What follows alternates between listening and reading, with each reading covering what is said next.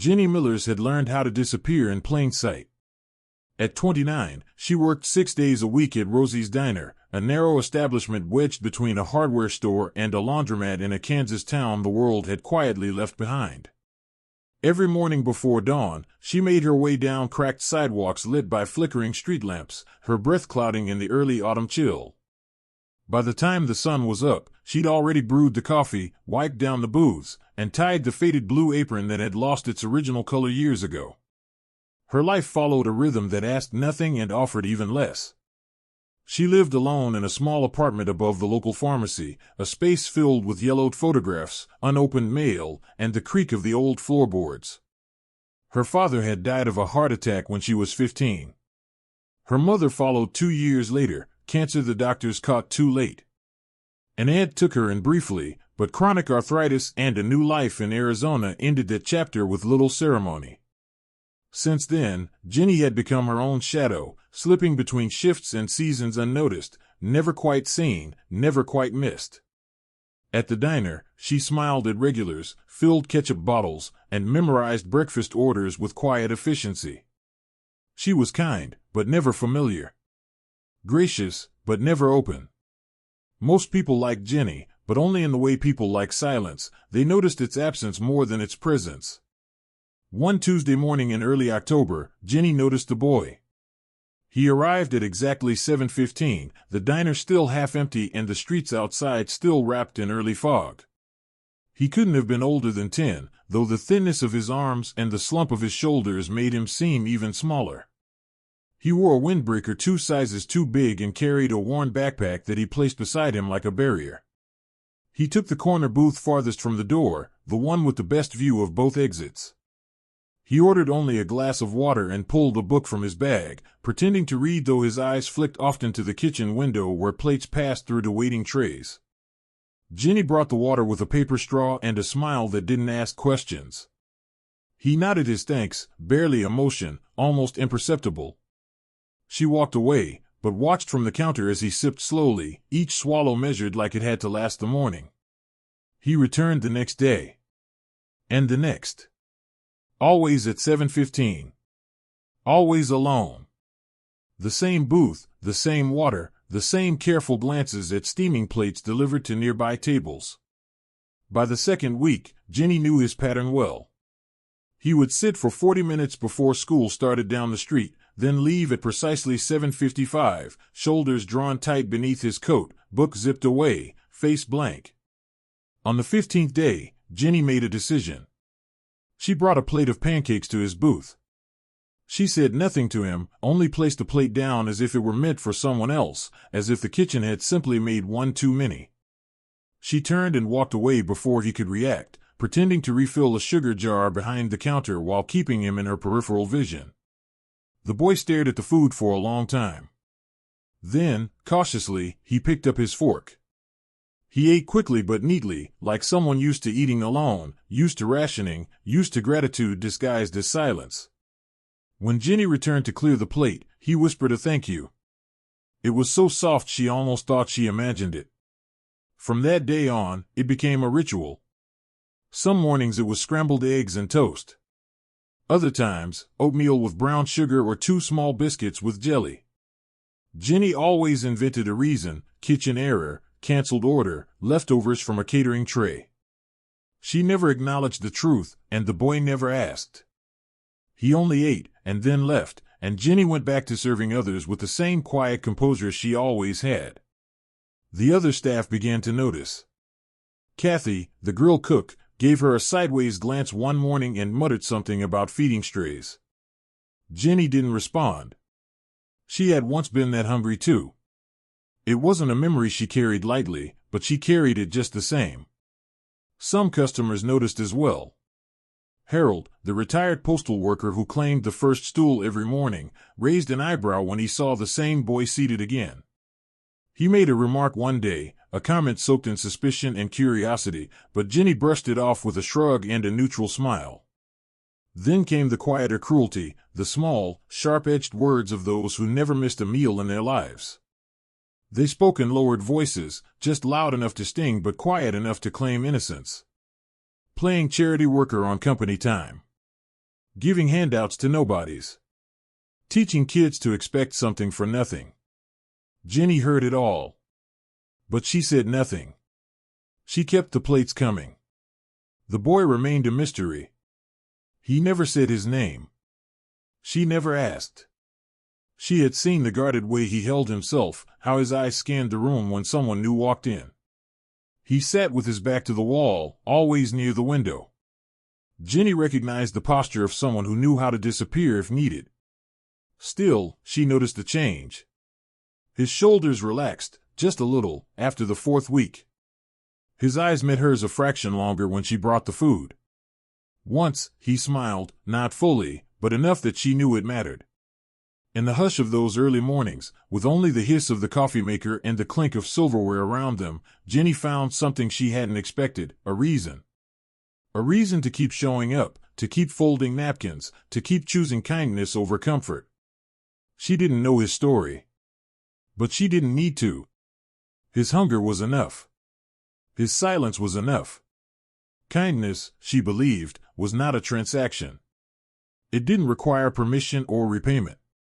It was enough that the boy kept coming back, that the booth was no longer always empty, that the food no longer always went cold. It was enough. By the 6th week, quiet eyes turned into louder words. The routine that once went unnoticed began to collect weight.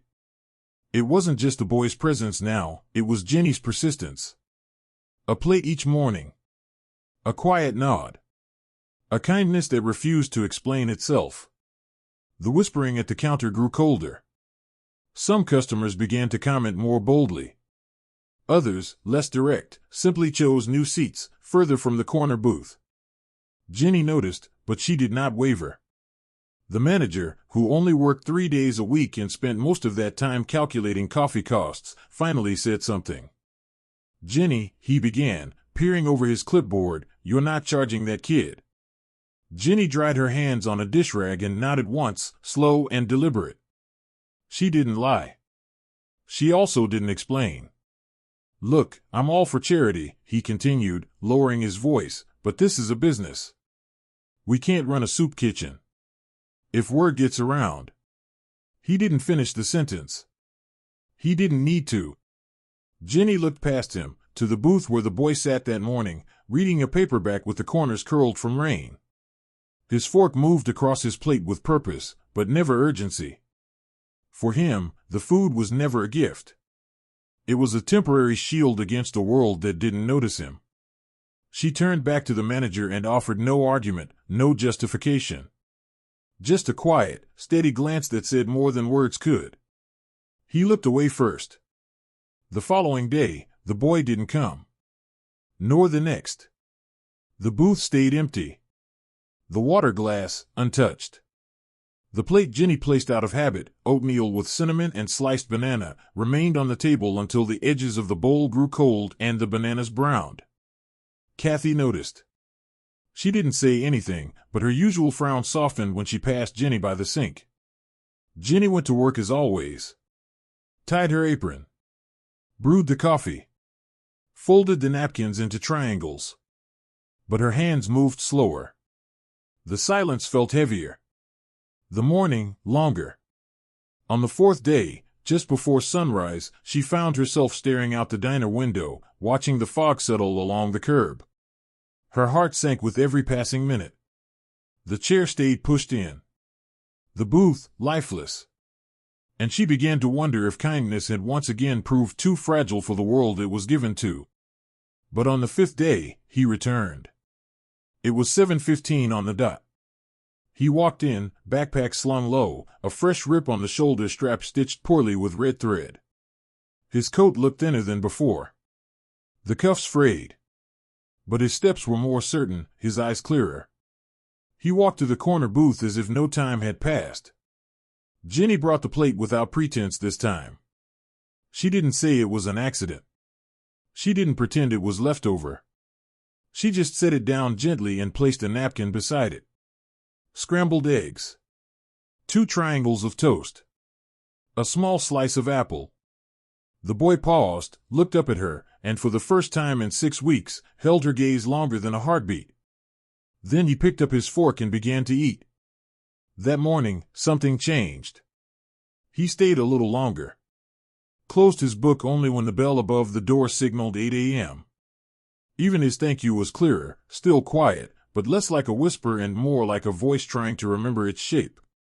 Jenny didn't ask why he had disappeared. She didn't need to. Instead, she kept the rhythm steady, plate, napkin, quiet smile. He kept coming back. Every day. But others had started noticing again. This time, it wasn't just whispers. It was murmurs wrapped in judgment. A man in a suit scoffed openly one morning, tapping his watch while waiting for his breakfast. "Seems like this place is running a daycare now," he said to no one and everyone at once. A woman in a nurse's uniform murmured, "Kids today, always expecting handouts. What's he learning from this?" Jenny heard it all. She cleared plates, refilled coffee, and stacked menus, her face unreadable. But inside, she felt the tension coil tighter, like a rubber band stretched just short of snapping. By now, the boy had big asterisk N sitting differently. Not hunched. Not guarded. His elbows rested on the table as he read. He smiled, faintly, when Jenny brought his food. He even began saying thank you before the meal, not just after. But some in the diner didn't see change. They saw disruption. The manager called her into the back again the following Tuesday. His voice was clipped, rehearsed. "Jenny, you've got a good heart, but this is getting out of hand. We've had complaints." She didn't ask from who. "From now on, no free meals. Not unless it comes out of your paycheck." She nodded again, slowly. And then she agreed. Every morning after that, Jenny paid for the boy's meal with cash from her own tips. She wrote it down in a small receipt book she kept in her apron pocket. Not to track the cost. Just to remind herself that some debts are worth choosing. That Friday morning, the boy came in soaked from the rain. His backpack was dripping. His book wrapped in a grocery bag. His shoes squished against the linoleum as he walked to his booth. Jenny brought him a towel from the back and a plate of pancakes with a small cup of syrup. The boy looked up at her, eyes wide, lips parted, as if about to say something more. But instead, he just nodded and unfolded the towel across his lap, carefully. The diner stayed quiet that day. Even the whispers were silent. Jenny moved through her shift as usual, but there was something steady in her step, a kind of quiet resolve that nothing could shake loose. And then, on Monday morning, it happened. The boy was already seated with his book open when the sound of heavy tires rumbled through the street. An army jeep pulled up to the curb, matte green and clean, the flag on the side unmistakable. Heads turned. Forks paused midair. The diner door swung open, and a man in uniform stepped inside. He wasn't just a soldier. He was command. And he was looking for someone. The moment the soldier stepped through the diner door, time folded inward. The usual clatter of breakfast paused. Conversations tapered into silence. Even the ceiling fan, spinning lazily above, seemed to slow. His presence was not loud. It didn't need to be. Authority, when worn honestly, never has to announce itself. He stood tall in decorated army fatigues, his boots leaving damp impressions on the linoleum. Raindrops clung to the brim of his hat and slid down the sleeves of his jacket. A badge glinted on his chest just beneath the American flag patch. His eyes scanned the room with the calm precision of someone trained to assess danger, but what he sought now wasn't threat, only truth. He took one step forward, then another. The manager, halfway through pouring coffee for a trucker, stood frozen. The trucker slowly lowered his mug. Kathy peered from the kitchen, her spatula suspended mid-turn above a pan of sizzling eggs. Even the nurse who had muttered about handouts earlier seemed to shrink into her booth. Jenny stood behind the counter, heart quiet but steady. She recognized something deeper than protocol in the man's posture. It wasn't performance. It was purpose. The soldier turned to face the corner booth. The boy sat there, just as he always did, hands folded, backpack at his side, book unopened. But something in his eyes had changed. Not fear. Not confusion. Something softer, like familiarity awakening. He rose slowly to his feet. The soldier approached. He stopped only when he was close enough to be certain. Then he knelt, not out of formality, but to meet the boy eye to eye. He reached into his jacket and pulled out a small, worn envelope. The boy looked at it, blinked, and took it with hands that barely trembled. Jenny remained still. She didn't speak. She only watched as the boy unfolded the envelope, took out a card, and held it between his fingers like something fragile and weightless. His lips moved, reading silently. The soldier rose. He turned to the rest of the diner, his voice clear but not raised. "This young man," he said, "is the son of Staff Sergeant Elijah Rowe." A murmur rippled through the room. The name meant nothing to some. But to a few, like Harold at the counter, who had once delivered mail to the Rowe residence, it unlocked buried memories. The soldier continued. Staff Sergeant Rowe served 3 tours. He was K**led in action in Kandahar 2 years ago. His wife passed 6 months later from complications related to untreated illness. Since then, their son has been living with a foster family assigned by state services. 3 days ago, he ran away. Jenny's breath caught. Her hands, damp from the rag she held, gripped the counter. He made his way back here. To the town he remembered. To the last place that felt like home. The soldier gestured gently toward the boy. This diner. The silence that followed was not empty. It was full of realization. The man looked directly at Jenny then. He didn't smile, not fully. But his eyes held something unmistakable, recognition. He's been eating here, every morning. Because someone here decided to care. The boy stood quietly, still holding the card. He looked down at the table where the syrup bottle waited, the half-folded napkin, the glass of water with a paper straw. Then he looked at Jenny. And nodded. The soldier turned toward the door but stopped before leaving. He reached into his coat again, this time pulling out a simple, elegant object, a small black box. He placed it on the counter in front of Jenny. When she opened it later, there was no metal inside, no formality. Just a coin. Heavy, polished, etched with the seal of the U.S. Army on one side, and on the other, a single word, honor. No certificate. No announcement. Just the kind of recognition that doesn't ask for attention, because it already speaks for itself. He left without fanfare. The jeep rolled away into the fading rain. Jenny remained behind the counter, unmoving. The diner began to stir again, reluctantly. The buzz of conversation returned, lower now, colored with reverence. No more comments. No more mutters. No more sideways glances at the boy. He still sat in the booth, hands in his lap, card tucked back into the envelope. Jenny brought him pancakes that morning. No excuse, no story. Just pancakes, fresh, warm, with syrup drizzled in slow spirals. She placed them in front of him as she always had. But this time, she sat across from him. And for a few minutes, the world outside ceased to exist. The next day, the boy didn't come. Nor the next. Jenny knew why. She didn't ask. She had never needed answers. Her job had never been to fix. Only to serve, without conditions, without noise. She folded the towel she had once given him and stored it in the back. She cleaned the booth gently. And each morning, for 1 full week, she placed a small plate of pancakes at that table, just in case. On the 8th day, a package arrived at the diner, addressed to her. No return address. Inside was a drawing, a pencil sketch of Rosie's diner from across the street. In the corner booth, 2 figures sat, 1 woman, 1 child, both facing each other with gentle, unfinished lines. A note was clipped to the bottom. It read, "Thank you for seeing me before anyone else did." Jenny read it once. Then again. And she did not cry, not in front of anyone. She simply folded the note and placed it in the drawer where she kept her tip ledger and receipt book.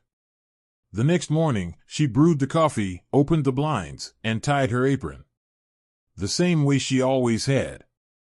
Only now, she did it knowing the world was a little more connected, a little less cold. Because she had chosen kindness without question. Autumn passed slowly.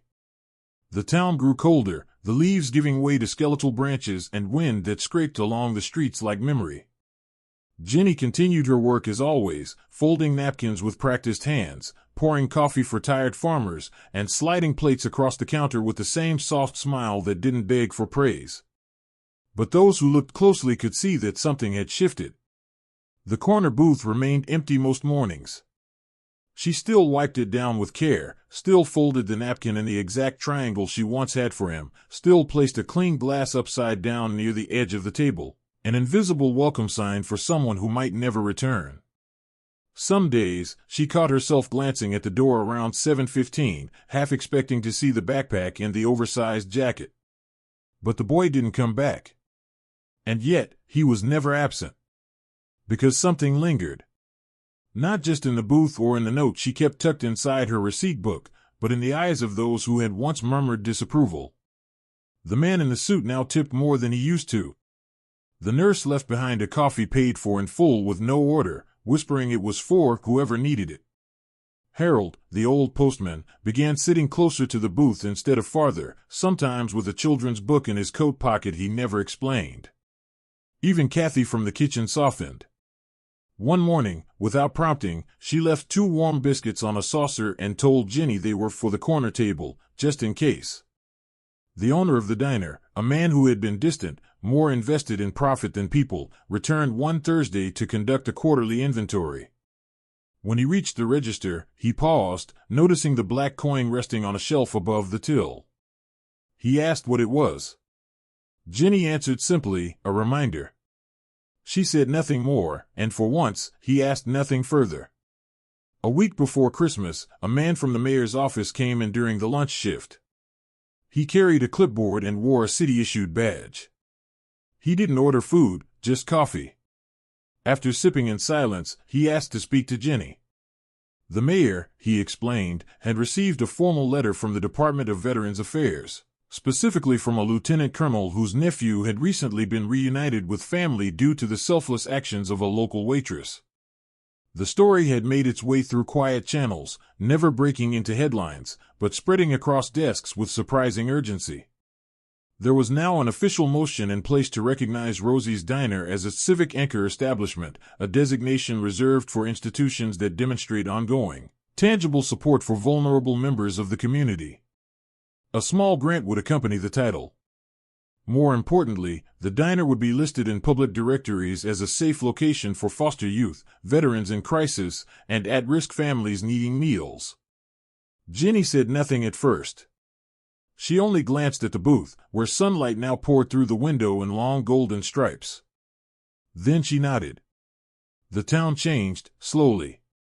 A bulletin board was added near the door with information about local shelters, youth services, and VA counselors.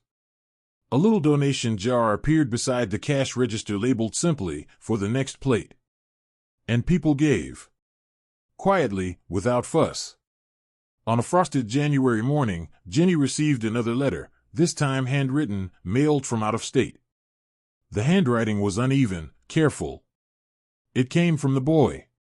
He lived now with his late father's sister in Colorado Springs. He was enrolled in school. He had a new coat. He wrote that he was learning how to sleep through the night again. That pancake still made him feel safe. That he was drawing every day. Tucked inside the letter was a photograph. It was of a modest dining room table. On it sat a plate of pancakes, perfectly round, drizzled with syrup, and placed beside a glass of water with a paper straw. In the background, taped to the wall, was his sketch of Rosie's Diner, 2 figures at the booth, one tall, one small. Jenny placed the photo next to the coin on the shelf. She didn't cry, not then. She just breathed in deeply and returned to folding napkins. In late February, the town council asked her to speak at a public forum on community support. She declined the microphone, but she attended. At the close of the meeting, the mayor called her forward anyway. In his hand was a plaque, engraved with her name and a single quote. "Kindness doesn't wait to be earned. It shows up when no one else will." Those who had once criticized her stood silently in the crowd that night, their eyes fixed downward, their words lost. As spring approached, Rosie's Diner no longer felt like just a place to eat. It had become a place to be seen, not in spectacle, but in humanity. Veterans came by with their dogs, no longer worried about being asked to leave. A young mother began stopping in with her toddler during difficult mornings. A boy from the high school, once suspended for truancy, now swept the diner floor every Friday in exchange for a hot lunch and mentoring from Harold. Jenny never asked for any of it. She didn't keep track. She didn't take credit. She only poured coffee, slid plates forward, and kept a space open in the corner booth, just in case. And when asked why she did what she did, she would say nothing. She would only smile and return to work. Because Jenny Miller had never been trying to change the world. She was just trying to make sure one boy didn't go hungry. And in doing that, she fed a town that had forgotten what it meant to care without conditions. She never sought praise. But the coin on the shelf said what no one else needed to: honor. Because kindness, without question, is enough.